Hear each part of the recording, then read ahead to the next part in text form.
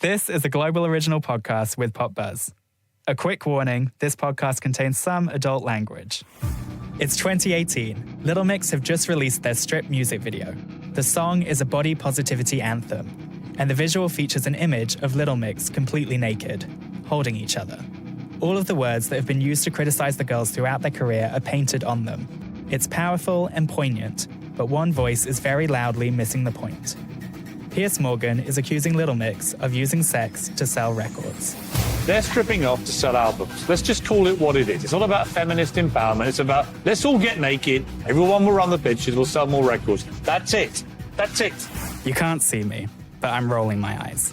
The way that Piers tries to belittle the girls in such an arrogant and patronizing way shows that he is unwilling to consider how Strip is inspiring and helpful to other people. His comments don't change the impact of the song and video, though. In fact, Strip was so poignant that fans got the hashtag #StripWithLittleMix trending as they began sharing photos of themselves, embracing and celebrating their own bodies. With Strip, Little Mix were empowering people all around the world. So when we released that photo, we actually thought it would get more backlash than positive feedback. But the fact that all the fans then, from the back of it, created this whole hashtag and campaign, so organically, we didn't even push that on them, they just did that themselves, and that was so empowering and definitely one of the most emotional moments in our career where, it was like a sisterhood, or it was a female empowerment thing, and with guys as well, anyone, just all these people posting all these amazing moments of them loving their bodies or clapping back at people that had ever been awful to them, and so it made any of the negative stuff not matter at all, really. I'm Sam Prance from Pop Buzz, and I'm a Day One mixer. And this is The Power of Little Mix, a podcast series celebrating a decade of making girl group history. Over the course of 5 episodes, I'll be taking you behind the scenes of Little Mix's journey. Throughout the series, we'll have exclusive interviews with Jade, Leanne and Perry as they look back on the past 10 years. We'll also hear from members of Little Mix's inner circle.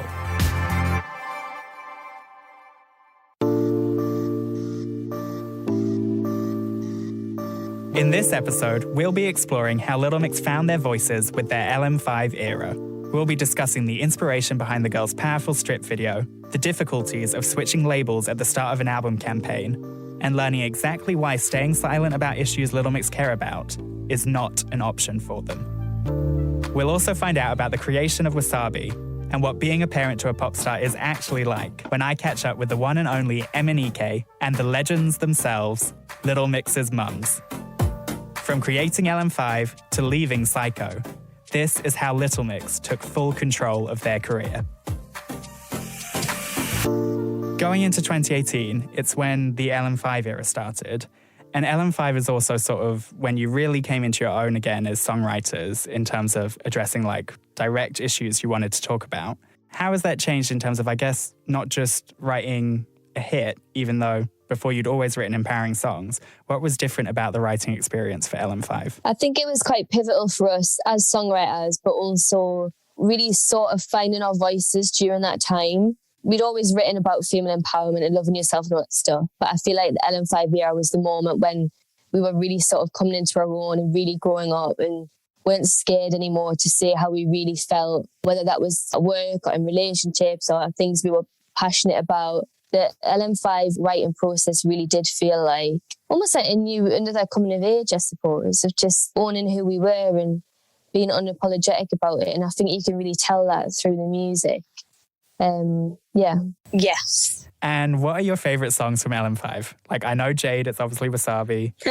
Is it the same for all of you though? Well, I'm going to say Notice because I feel like I always love a song on an album that just doesn't quite get the love it deserves. And I feel like Notice was definitely one of them. Yeah. It was sexy, the vocals are beautiful, the arrangement. Yeah, loved it. that was a good one.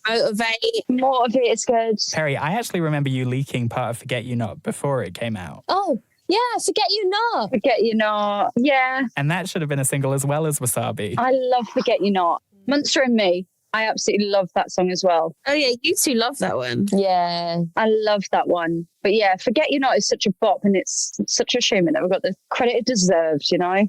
Well, talking specifically, the Strip song and video, they were so empowering. Did you guys expect them to spark such a conversation at the time? I remember that session like it was yesterday where we all came in, and I think it was especially me and Perry had just been packed, not looking our best or something. Everyone, as always, was ripping us to shreds, particularly on certain major outlets and stuff. And so we were telling Camille all these awful things people say about us, and we were just writing it all down. And then that turned into Strip. It's kind of like a classy clapback song, you know, and empowering. And then I think with the campaign, we already said in that writing session, this is what we want to do. We want to have this photo shoot with all the words sprawled across us of all the things people have said about us over the years, and it'll be a big moment. And we were writing this all down. Like, I mean, maybe in the nerd I am, had my laptop, was like, getting references and stuff during the session of all the things we could do with the song and the campaign. And then it was really important for us as well to get somebody on board with it that, you know, wasn't necessarily like the hugest rapper in the world at that moment in time. It was just generally a woman that we found so empowering and were a big fan of. So Jade joined us on the track. And yeah, it was such a good moment for us. And obviously quite risky. I know the label were a bit like anxious about even releasing it as an instant track, so that it doesn't really sound like a hit or anything that's out there in the minute. And we were like, yeah, it's not about that. It's about the message, and it's about the imagery that comes with it. So when we released that photo, we actually thought it would get more backlash than positive feedback. But the fact that all the fans then from the back of it created this whole like hashtag and campaign, like so organically, like we didn't even push that on them. They just did it themselves. And that was so like empowering, and definitely one of the most emotional moments in our career, where it was like a sisterhood, or it was a female empowerment thing. And with guys as well, at anyone, just all these people posting all these amazing moments of them loving their bodies or clapping back at people that had ever been awful to them. And so it made any of the negative stuff not matter at all, really. Well, it felt like the only person who was really being a tit about it was Piers Morgan. And you obviously clapped back at him iconically on the LM5 tour with Wasabi. Exactly. That'll forever be one of my favourite moments on tour, because everyone just laughed it up. And obviously we've got his approval as well, so I think he kind of loved it. But yeah, that was a definite like 360 moment where it was like, well, you know, you've got to take all this criticism and make a good show out of it. Little Mix 1, Piers Morgan 0. Now, we can't discuss Wasabi or LM5 without speaking to a star who has added his magic touch to many of the standout songs in Little Mix's back catalogue. From Wings to Sweet Melody, MNEK has been there every step of the way. As well as Little Mix, MNEK has worked with huge stars like Selena Gomez and Beyoncé. Not to mention, he's also been all over the charts himself, with hits like Never Forget You and Head and Heart. Here, MNEK opens up about his work with the girls and why he loves the LM5 era so much. So before we get into LM5, Touch was obviously your first smash with the girls. How did that song actually come about, and how different was the demo to your produced version? So here's the story of Touch. Touch was a song that had been sent to me by their A&Rs at the time, and it was written by Shun, who I love, and she ended up writing Joan of Arc for the girls and a bunch of other ones on LM5. So Sean, it was Phil Plested, and it was the Loose Change guys. Okay, the second I heard it, I knew it was a smash. And it was basically just literally chords and a vocal. And so when I heard it, I loved it. And I know that, funnily enough, their A&Rs, they'd heard what I did for Ma on Final Song. And so I guess like Touch was kind of this like sassier, more like fiery version of Final Song, because Final Song was very like floaty but big, but like, you know, generally like quite bright, whereas Touch always felt like this song by the girls that was a bit darker. And so I heard the demo and I was like, okay, I already know that this needs to come up 2 semitones. I already know that this section needs to be here. I came up with the little way so long. I just wanted it to be big and fun. And it's arguably their first club record of some sort, because people were like, wow, like Touch, that feels like a different vibe for the girls. And then they'll see it and be like, oh, MNEK produced it. It's like, oh, this is crazy. I mean, they've said that they feel like Touch is the song that leveled them up and I guess gave them more grown-up fans. They were saying it's when all their boyfriends were like, oh, this is cool. We love this. You know what? That's the thing. It's like Touch is one of them songs where it's a bop. It's a shame because I think Little Mix have the capacity to appeal to everybody, but girl bands and certain female artists sometimes can be seen as quite niche and not cool to like. But if the beat is hard enough if the song is strong enough, I love Touch. I think Touch is still like, you know, one of them songs where I have many fond memories of what that song was. And like when the video came out, I was like, oh wow, this is like a proper big deal for the girls. Because obviously I didn't write Touch. So I mean, I was happy to have a song I could be a part of in any type of way or just have my ear on. Going on from Touch, you then became much more heavily involved in Little Mix's discography. For LM5 alone, you did Strip, you did Told You So, and then Wasabi. What were those sessions like? Yeah, when Touch had happened, I think there was then this thing of, we need another Touch. Where's the next Touch? You know what I mean? Uzo, can you figure that out? And it's like, you know, I don't know if it always has to be that. It doesn't have to be at the next Touch. It just has to be at the next moment. I loved LM5 because I feel like it was an album that they really went into with intention, much like Salute. Because I feel like Salute had intention in the same way LM5 did, in just that it was a lot more R&B, a lot more, you know, beat driven. The lyrics were very much about bringing women together and was a lot more mature. And what was the first song you did for the album? Told You So was a song I'd written with Ray and Isla, and the guys really loved. And it was the first song they'd taken for the album and they wanted to record it. But the girls were so touched by the song and they loved it. But the second they heard it, and it was always going to be a thing. It was always going to be in the album. It was probably heard for the album for like a year. Okay, and how did the now iconic Wasabi begin?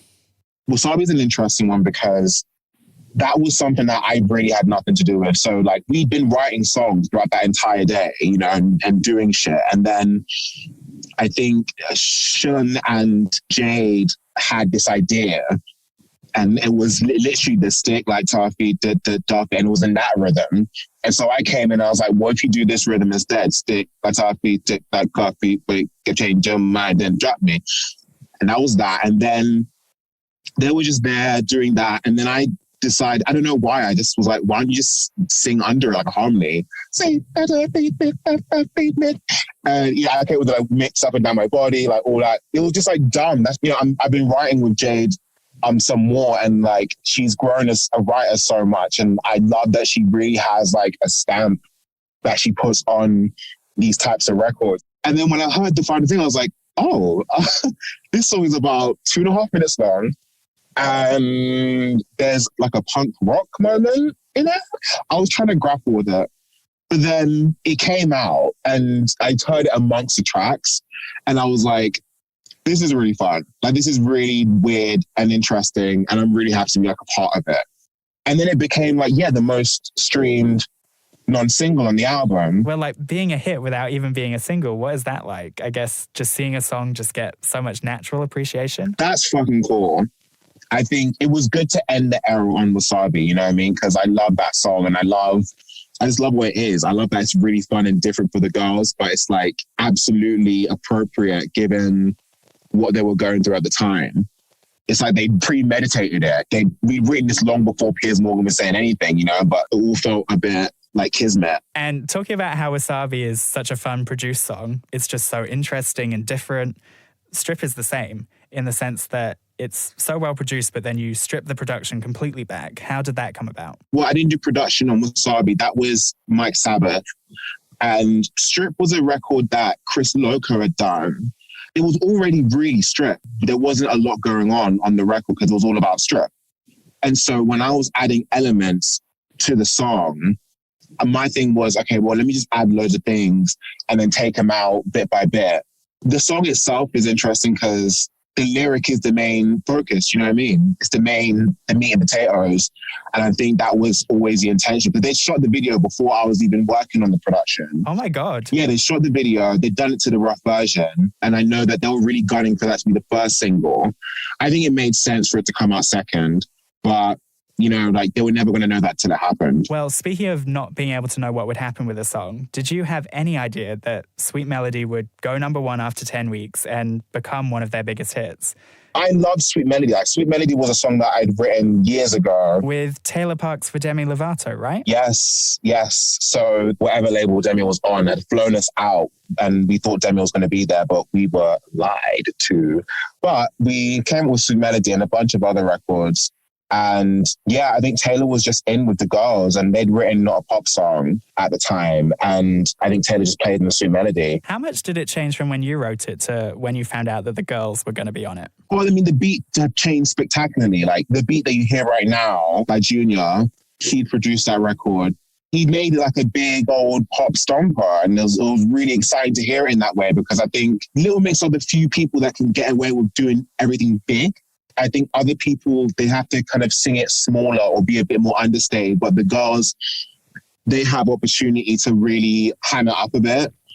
And I think like when it came to Sweet Melody, it was all about elevating and making these records better. And I think that's what they did. I genuinely feel like they took the song to the next level. And anyone who sings it now, it just pales in comparison, which is the point of these songs. Well, also working with a girl group must be so fun because like you've got so many different vocals to work with. Oh, it's great. I also know that like everyone has their strengths and their weaknesses. And I think they also know that. And I think when everyone knows their strengths and their weaknesses, it makes the process a lot smoother. So for instance, Leanne is not an alto. Like she doesn't belong in the basement. So she ain't going to do all that. She loves like the more rhythmic stuff, the more like rhythmic lyrics. Perry loves a big old drawn out vocal. Love that. And Jade is very good with harmonies and, you know, layering and is really quick and tight in the studio. It's interesting because obviously I've been working with them on, you know, new music, and it's interesting to work with them as a three because now they really know their places, you know what I mean? They know where they work best, and that's cool to witness. And it's nice to witness them know themselves now, you know? And there's been some songs that we've been writing for this project that I've really been like, oh wow, like this is like a proper full circle moment. Like we're all here and we're all, you know, young adults and making money and making great music and making people happy through what we do. And it's like, it's cool. It's really sweet to come full circle like that. And I mean, obviously you're the king of ad-libs. Do you have a fave ad-lib or like a fave vocal run that the girls have done on one of the songs that you've worked on? Let me think. Yeah, I think you might be about, on these new ones, you might be about to hear it. I will say that. There's some great moments. But then that's the thing, sometimes these riffs will come from them. You know, like I come up with a nice little ad-lib, but they're very able to freestyle themselves and they do a great job of it and they really put their mark on it in that way. They love singing, you know, they don't half-ass it.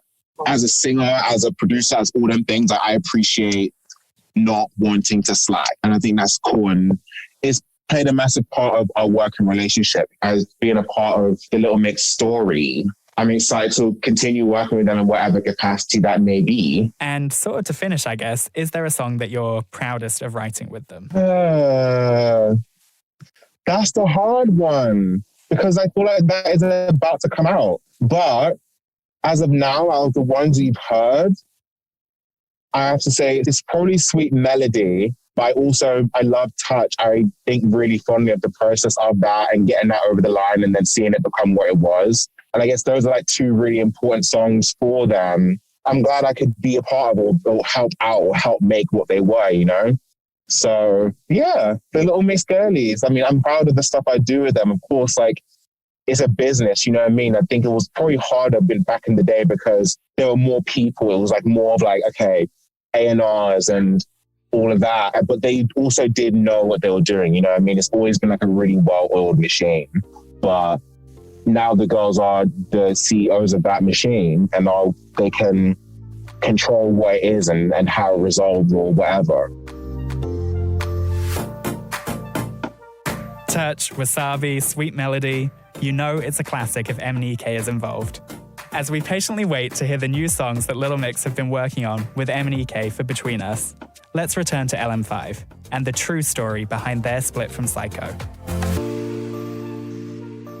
Well, obviously you released that album amid a label change. How stressful was that at the time? Just a tad. Oh yeah, there was many a breakdown during that process. The problem was, the thing that was so annoying was the fact that everyone had worked so bloody hard on that album. And like to have to go through that transition, like just as it came out, not being able to do the promo that we wanted to do, not being able to get it out there and do everything we wanted around the album. It was just, it was a nightmare. What was the original promotion plan? I mean, we spent the majority of the time in America writing an American album, and then we didn't fly out there once to promote it. So, yeah, it was a bit soul-destroying that, to be honest. But yeah, like Leigh said, it was just such a shame that all these people, the team that we had around us, worked so hard, and then for, you know, an international album, it was a lot of petty behaviour from the powers that be. Yeah. But you know what? What do? We snapped back, and we're here now, and we've had an amazing album of Confetti, and we are happier than ever. So Yeah. Exactly. Yeah. And also, like, the album still holds up. Like, Monster and Me is, I think, one of your best ballads alongside Secret Love Song. Forget You Not, those arrangements. Like, anyone can go back and listen. And, I mean, it's still a platinum album. Well, you know, there you have it. brilliant. Exactly. Of course, no matter what struggles Little Mix have faced, all of us as fans have never left their side. And there are no bigger mixers than Little Mix's mums, aka Mummy Mix. Over the years, Debbie Edwards, Perry's mum, Debbie Pinnock, Leanne's mum, and Norma Thirlwell, Jade's mum, have always been there to support their daughters. They've even appeared in Little Mix's music videos and are icons in their own right. Let's find out what Debbie, and Norma had to say about their girls. Hi, I'm Debbie, Perry's mum. Hi, I'm Norma, Jade's mum. Hi, I'm Debbie, Leanne's mum. Okay, so first question. When did each of you realise that your daughters had something special? Like, before X Factor, when did you realise that they were superstars or had the potential to become them? I would say with Leanne, she just, from a really early age, she always wanted to do karaoke. She was always singing, and she always had this idea that she was going to be famous. So, you know, we just always thought she was going to be something or somebody. So, Yeah, same with me with Perry as well. Like, from an early age, she's always just wanted to sing. I think one of her first gifts when she was about 3 for Christmas, she wanted a little microphone stand. And she used to sing in that all the time, always singing around the house. So it's all basically the same. Yeah, me too. Jade was doing shows from when she was 8. And she always liked being the centre, like on stage, always. Right from those working men's clubs all the way up until now. Oh, God. Yeah, I remember them well. Having to do all that, set our music up, and while they were all moaning and groaning because they were waiting for the bingo. Good old North East clubs, eh? Exactly. And how did each of you actually feel about your daughters auditioning for the X Factor? I'll be honest, I was a bit sceptical at first with Leanne, but she was meant to be going to university. She took a year off. And she said, I'll just try this, Mum. And I said, all right, but you never know. And off she went, and it just went from there. So and we just got drawn into it, I suppose. Every audition that she got through, we just got more and more drawn into it and thought, oh my God, this could be actually happening. Yeah, it was the same for me with Perry as well. Everybody told us that she was too young to go on the X Factor, but I just decided that I was going to take her and just give her a try because she'd never really done a competition before. So I thought, I'm just going to put her in and see what happens, just to give her a little bit of confidence to do a little show, because I never knew what was going to happen. She got in the X Factor and that was it. Didn't have to do another one. Jade had been doing talent shows and things like that already from when she was young, so she was used to it. But the first time she went to X Factor, she was only 15, and that was Leigh-Anne and Perrie was there when she was there. He didn't get through either. And then the next year, she went again, and she got right through to the end of boot camp, and that was when One Direction got put together. And then the next year, she insisted on going back, and I was like, they're just going to make a story about you, like the comeback kid. So don't do it. Like, don't put yourself through it, because I don't think anybody realizes just how exhausting and traumatic and what it is when you go through all the auditions, and going through boot camp is horrendous. For our brother, he was like, oh, go for it, Jade. And Jade was like, yeah, 3rd time lucky. And off she went. And just thinking of that time period, are there any moments that stand out from their time before the X Factor live shows when you were sort of arranging so that they could get together and rehearse? Oh, I love that part, because when the girls first got put together as a group, I was actually running a pub, me and my partner at the time. And we got all the girls together to come to the pub just to rehearse. And it was funny because all the mothers were sitting and they said, well, can you just come downstairs and have a listen to what we've done? And when we came downstairs and we heard them singing the harmonies, I couldn't believe it. And I think they were shocked as well at how good that actually sounded. You know, when you put it all together and you've done all these rehearsals and then all of a sudden it just all came together. It was absolutely tremendous. And I remember crying at the time. We all hugged each other. It was like, wow, it's just unbelievable this is. It's definitely going to go far. I think I remember I couldn't even speak. I was shocked. We were just in such oh my God, I can't believe this is happening. They just sounded just brilliant together. Yeah. I don't think we ever thought for 1 minute it would be that good. Straight away on the X Factor, you could immediately get a sense of their friendship, their bond. I mean, you could hear those harmonies being so tight.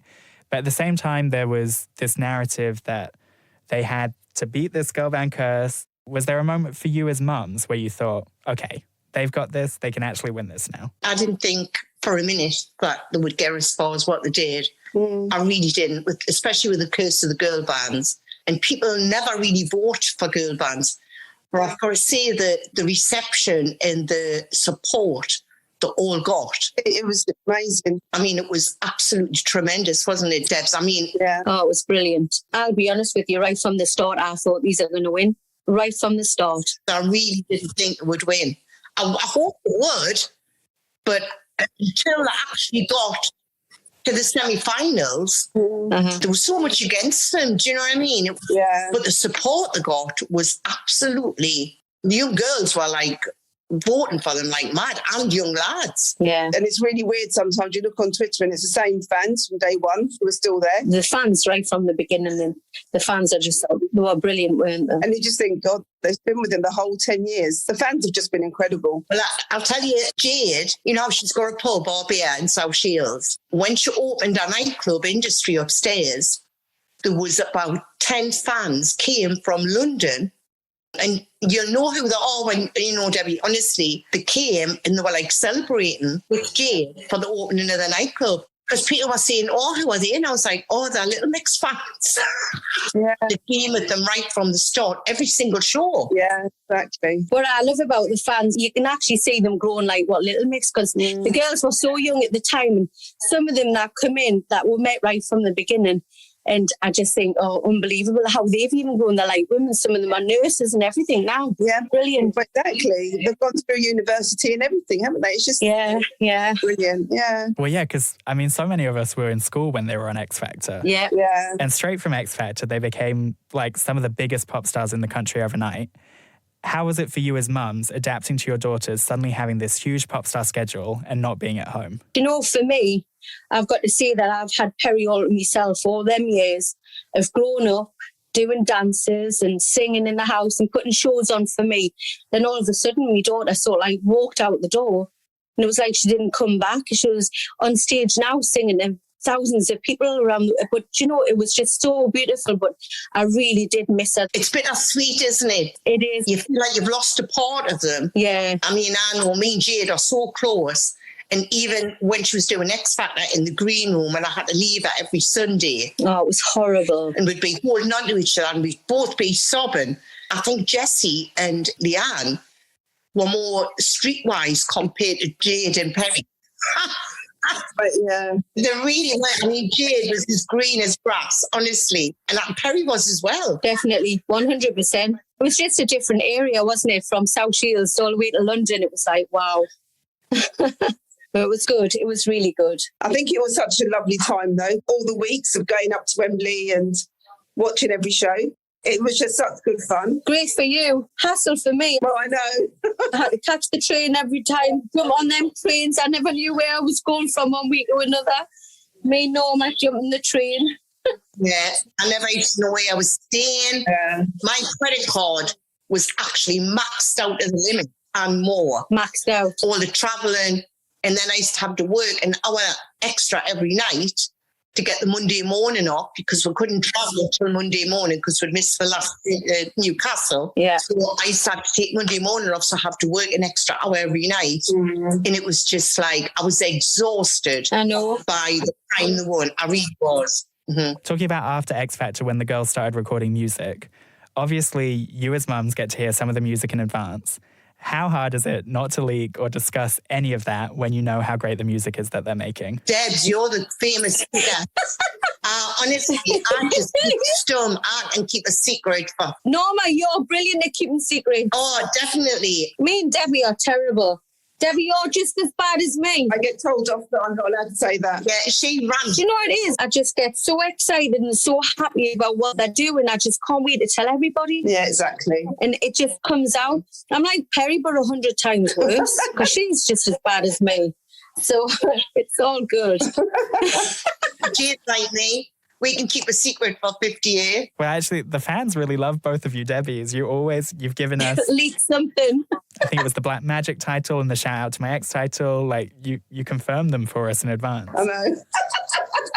The fans, obviously, we were so happy. But did you ever get any pushback from Leanne and Perry, or the label even telling you off? I have.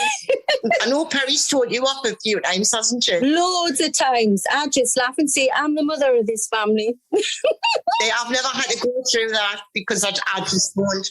I don't leak anything. And in terms of music videos, they obviously included you in the Change Your Life, Power and Strip videos. What were those like to film with them? That was so funny, the one Power though, wasn't it? When we all went over to LA, it was great, that one.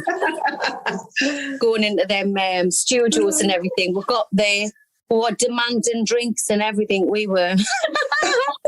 Because the girls aren't rock and roll, are they? They've never got anything alcoholic behind stage. So we roll up as the mothers and we're like going into the wardrobes, finding things to wear and asking if we can have drinks delivered to win, things like that. It was so funny. So funny, but it was good, that was. I was like mortified when I had to do the Power video, because when they were saying you have to walk and you have to do this, and I mean, I'm normally the quiet, shy one, isn't I? I'm so nervous when I have to do something like that. The strip video, I mean, how the director got us to look like I was enjoying myself. Because I absolutely hated every minute of it. Long days, them videos, but they're great when they come out. I know. I was just going to say that. I think it really shows how hard they have to work. When we were doing Power, I just couldn't believe how many takes it took, and literally all day, all night we were there. I know. We left at 6 o'clock in the morning, and I think Jade, she was the last one to do our individual. And I think we didn't get back to the hotel till about 3 o'clock in the morning. Yeah, it's such a long day, wasn't it? It is. It's good fun. And discussing the strip video in particular, it had such an amazing response from fans, but were you aware that there was going to be such horrible talk, I guess, from people like Piers Morgan? Oh, he just wants to button it all together, doesn't he? I mean, what an absolute... Can I say it? Do you know where it is? Ever since Perry joined this band, any kind of statement that women make, there's always somebody there to criticise them. So it is weird, but I'm so glad that the girls stand up for what's right on everything they do. Absolutely. They've got plenty of girl power, you know, and then we've had the Spice Girls and then Little Mix and all the girls that come forward. Everything they do is right. And I just think if you don't actually stand up and say it, it's never going to be heard. So I'm so proud of them for that. Really am. When I seen that video with all the writing on them and stuff like that, I just think and you know, at the end of the day, I know like people criticised it, but it did get out there and it opened a lot of eyes. So what they did was right for me. But I just think that no matter what the girls do, somebody's going to criticise them. Has it changed over time? Because I imagine when the girls started, ever seeing any criticism might have been, I guess, harder than it is now? I mean, I know Jade, she goes on proper rants. If she thinks the girls have been criticised or belittled or anything in any way, whatever. She just says it how it is, doesn't she? She actually says what we all think. And I'm proud of that because it's true. And just for you watching them, like how much they've grown as well, the confidence they have now to ignore those comments or even clap back at people is amazing. It is. It's just brilliant. I mean, you know, when I go to a show or go anywhere with Perry, I just look at her and I just see the way she handles it and see how she handles everything that's going around her. I'm just in awe of what she does. And all the girls are the same. And I just think, you know, from being 16 and 17, going in the X Factor to now, I mean, at one time they had to be led to where they were going. Now they actually walk the way they're going to. So they know the business much better now. They've got a great idea of what goes on. They've just grown with it all, haven't they? Grown in everything. Oh, yeah, definitely. Confidence and everything. And matured right the way through it. It's great. Lovely. Yeah. I would just say, really, that all of them become proper little businesswomen. They really have. That is true, yeah. They take everything in their stride, but they've learned so much. Yeah. And knowledge and whatever. They really do. They're proper little businesswomen, and I'm in awe sometimes some of the things Jade comes out with, and I think, where has this come from? But Jade's always been that way, though, hasn't she, really, though? She's always had a good head on her shoulders for stuff like that. I can remember the girls used to sit and she used to say, what? You haven't put your receipts in? And they'd be going, what? You collect receipts? Yeah. Exactly. And that was in the early days. It's just living and learning, isn't it? That's what it is. You know, it's like any job you do. You always start a job and you don't know what you're doing. And then all of a sudden you've got it to a T and you know how to do it and you know how to make money out of it, sort of thing, you know, so it's good. And just finally, is there any one moment in particular that stands out to you as being where you were the proudest, or just a favourite Little Mix moment for you as mums? Well, for me, I think the X Factor and the Brit. Yeah. Definitely. When they won the X Factor and when they got that first Brit, to me, it'll never be forgotten. Yeah, I think the same. I really do. Winning the X Factor was... Yeah, just beyond words, isn't it? Especially being the first girl group to do that. That was brilliant for me. And definitely the Brits. I mean, it was surreal when they won, hearing their names being called out. I will never forget that feeling. And also just watching them receive a Brit at last. I mean, I was actually on an aeroplane going to New York because they won the Brit, but then they were performing the next day at Madison. Obviously, I had my phone on airplane mode. Then when it landed, I turned it on straight away and I had all these messages going, oh my God, they've won a Brit now. Yes. I was actually sitting on the plane with my friend Deborah. I stood up and I was like, yeah! The steward came over and he went, did they win? And I was like, yeah. And he was like, oh my God, I'm so pleased. And people were looking at us on the plane as though I was like some sort of like raging lunatic. And then I sat back down and sunk into my seat. I remember that so well. So good, so good. I think it's safe to say that Mummy Mix are just as iconic as Little Mix. Also, given how proud we are of Little Mix's fans, we can only imagine how proud Debbie, and Norma are. Before we wrap up this week, let's hear from Little Mix about the issues that are important to them and why they love the Mixers so much. We talked about how you started speaking up about social issues a bit more. Is there anything you're particularly proud of speaking up about? Wow. Yeah, I mean, LGBTQ plus issues, social injustices, things that are close to our heart, you know. I feel like the back of LM5 really snowballed our sort of individual journeys of what we were truly passionate about and, you know, understanding that it was okay to speak out about these things and stop worrying about other people shooting us down or thinking we weren't worthy of a seat at the table to talk about these things. That kind of lifted off us during that process. And in hindsight, actually, off the back of all that drama, when we had to leave and switch labels and stuff, it gave us the strength to actually sit down and be like, do you know what? Fuck this. And for that, and sort of gave us the strength to have a bit more of a backbone and start speaking out about things that meant a lot to us. Yeah. One thing which Leanne has become much more vocal in speaking up about throughout Little Mix's career is racism. Throughout the LM5 era, she spoke up about her experiences, but she said that they fell on deaf ears at the time. In 2020, following the murder of George Floyd and other instances of police brutality, Leanne spoke up again. And this time, people listened. Taking to Instagram, she talked frankly about racism. And her words are just as important now as they were back then. Here is a segment of that speech. My reality was feeling lonely while touring to predominantly white countries. I sing to fans who don't see me or hear me or cheer me on. My reality is feeling anxious before fan events and signings because I always feel like I'm the least favoured. My reality is constantly feeling like I have to work 10 times harder and longer to mark my place in the group because my talent alone isn't enough. My reality is wanting to see other artists who I know are so talented, but will never get the opportunities I have had because to the industry, they are not marketable. But they will get behind someone else with the aspects of Black culture the world wants to see, but leave behind the aspects they feel make them unmarketable. My reality is all the times I have felt invisible within my group, part of me is fully aware that my experience would have been even harder to cope with had I been dark-skinned. Our reality is no matter how far you think you have come, racism exists. It exists in sports, in the creative industries, in politics and policies, in the streets and in the hearts of racist individuals. We are no longer in a position where we need to be quiet on this matter. So let's all continue to speak up on racism and keep this movement going. Leanne has since produced a powerful documentary about the racism she's faced and racism in the music industry at large. The project is called Leanne, Race, Pop and Power, and it's available to watch online now. Leanne has also set up a charity with her fiancé, Andre Gray. The Black Fund gives financial aid and support to Black organisations. To learn more about the Black Fund, visit www.theblackfund.co.uk. Going back to when you did the LM5 tour, one of the things I've always noticed about your tours is just how many young female fans you have. And even like being able to take my sister and seeing how inspired she is just looking at you and seeing that for all the other girls. How does it feel to be able to impact so many girls who were just like you growing up? Oh, it's incredible. It's wild. Well, this is why we do it. When we're looking out into the crowd and all those little girls that literally look up to us and, it's amazing. And like knowing that we're making them feel like they can do it too is just an incredible feeling. Yeah.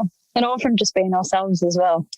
Just trying to navigate our way through the industry as just normal people. It's tricky. And I think they they just relate to us a lot, which I think is just so amazing. We're very lucky.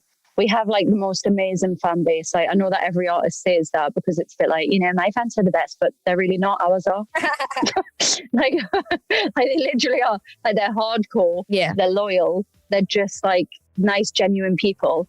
And they're also a really nice community, like a nice fandom. They're very nice as far as we're aware, like with each other. Like, they'll meet up and they'll become best friends. And then they'll be like, oh, we're best friends because of Little Mix. And it's like, oh, they're just such a lovely group of people, I mean, I've made friends through you girls as well. Like, it's... Really? Your music does connect people and it just brings us all so much joy. See, I love that. I love that music can do that. So good.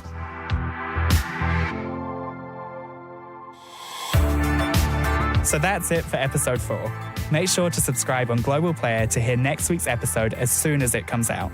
In episode 5, I'll be talking to Little Mix about confetti, adapting to life as a trio, and what the future of Little Mix holds. I'll also be speaking to Little Mix's creative team, Black Skull, and their collaborators, Anne-Marie and Nathan Dorr. But before you go, I think we've got just enough time to listen to some messages from the mixers on our Little Mix hotline.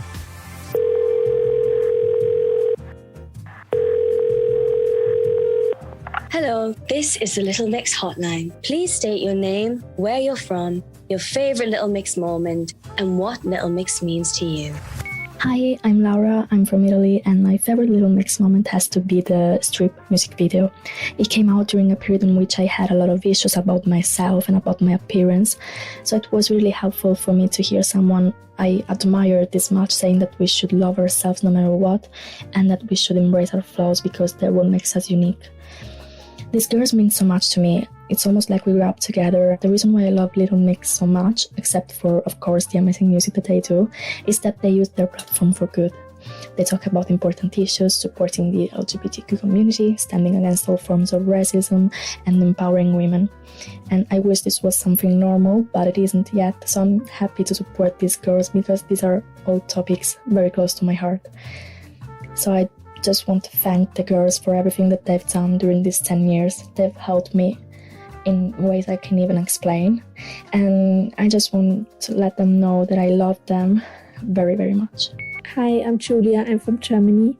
My favorite Little Mix moment was the LM5 tour concert in Stuttgart. It was my first ever concert and I was finally able to see Little Mix live after 4 years. We did a fan project that we organized for weeks. We hold signs with words like beautiful, inspiring, and talented. The girls got so emotional that they even started to cry. And when I think about this moment, I always get so emotional and I always have to smile. Little Mix means so much to me because they help me to love myself and to be confident in my body. With songs like Strip or Joan of Arc, they always manage to make me feel like I'm the most beautiful girl in the world. I also have to thank the girls for always speaking about LGBT rights, women's rights, racism, and so much more. They inspire me every day to be a better person. Happy 10 years to Little Mix. Thank you for the best years of my life, and let's hope for so many more successful years. I love you so much, and I hope you have an amazing anniversary. Hi, I'm Daniel from Glasgow. I'm 20. So I have so many favorite Little Mix moments, but I have to choose one. So I'm going to say when Sweet Melody went to #1. As soon as the song dropped, I knew there was going to be a big hit. it's just an amazing pop song. Like, I could literally stay here for hours talking about how good the song is, talking about the production, the vocal production, the lyrics. Like, I'm such a geek for these kind of things, especially for pop music.